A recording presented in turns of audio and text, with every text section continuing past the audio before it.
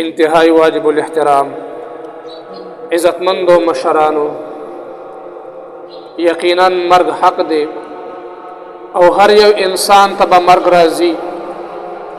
په مخ د ځمکه چې څومره انسانان آباد دي دا ټول به یو ځل خامخا د مرګ د پیالې سکی.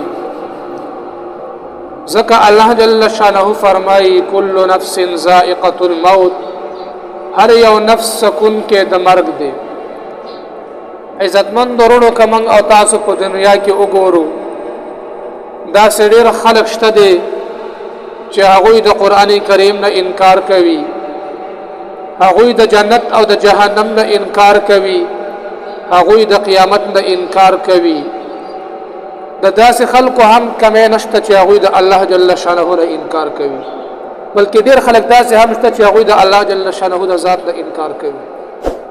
لیکن په دنیا کې به چېرته تاسو داسې څوک نه وي لیدلي چې هغوی د مرګ نه انکار کړی وي یا یې څه قسمه په مرګ کې اختلاف کړی وي، بلکې د دنیا ټول علما کرام او هر سړی په دې متفق دی چې مرګ دا یو حق دی او هر انسان ته به مرګ راځي. ځکه عزتمندو ما چې کوم آیات تلاوت کو کل نفس ذائقة الموت، په دې کې الله تبارک وتعالى فرمایي چې هر انسان ته به مرګ راځي، هر انسان د مرګ د پیالې بسکی. عزتمند ورونو حافظ ابن کثیر رحمه الله د دې آیات لاندې لیکلي دي چې په دې آیات کې ټول مسلمانانو ته تسلی ده، که هغه انسان دی که هغه فیری دی او نور حیوانات دي ټول ته مرګ راځي. هیڅوک به هم په ځمکه باندې نه پاتې کېږي. بل ځای فرمایي کل شیء هالک الا وجهه، هر یو شی هلاکېدونکی دی صرف د الله جل شانه ذات د باقی پاتې کېدونکی وي. محترم په سورة الرحمن کې الله تبارک وتعالى فرمایي کل من علیها فان ويبقى وجه ربک ذو الجلال والاکرام، هر څوک چې په دې ځمکه آباد دي هغه ټول به فنا کېږي او صرف ستا د رب ذات د باقی پاتې کېدونکی وي. زما عزتمند ورونو بیا انسان لفکار دی چې د هغه ابدي ژوند دپاره ځان دپاره د نیکو اعمالو ذخیره برابر کړي.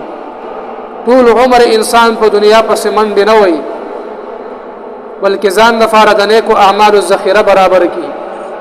حدیث شریف کې راځي یو ځل نبی علیه الصلاة والسلام د صحابه کرامو نه تپوس وکړو، وایي په تاسو کې څوک دا پیژني چې تاسو خبر کله راځي؟ یو صحابي وفرمایل ای د الله رسوله کله چې سحر شي نو زما دا په فهم او ګمان کې نه وي چې ماښام به راشي او که به رانه شي. بل صحابي وفرمایل ای د الله پیغمبره کله چې زه د 4 رکعاتو نیت وتړمه نو زما دا په ګمان کې نه وي چې آیا دا 4 رکعاته به سر ته ورسوم که به یې ونه رسوم.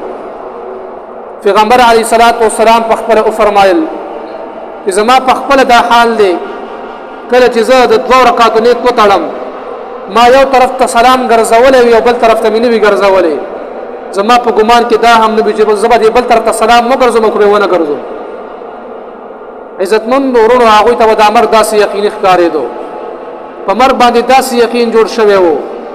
نن زمونږ او ستاسو نه مرګ هیر دی، زمونږ نه آخرت هیر دی. محترمو د دنیا په محبت کې دومره ډوب شوي یو چې د الله جل شانه احکامات زمونږ او ستاسو نه هیر دي. موږ او ستاسو نه د پیغمبر علیه الصلاة والسلام طریقې هیرې دي، د هغوی په نقش قدم باندې نه ځو. عزتمند ورونو دې وجې نه هر انسان ته به مرګ راځي.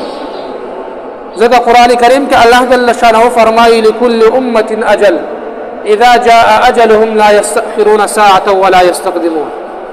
د هر یو امت دپاره یعنې د هر انسان دپاره یوه نیټه ده، کله چې د هغه نیټه مقرر شي نو دی به نه 1 ساعت مخکې کېږي نه به رستو کېږي، هم په هغه ځای باندې په هغه وخت باندې به دته مرګ راځي او د کوم شیز نه چې دته مرګ مقرر شوی دی د هغه شیز نه به دته مرګ راځي. وما تدري نفس بأي أرض تموت، او هیڅ یو نفس دا پته نه ده چې زه به په کومه ځمکه باندې مرمه، په کوم ځای کې به ماله مرګ راځي او د څه شیز نه به ماله مرګ راځي.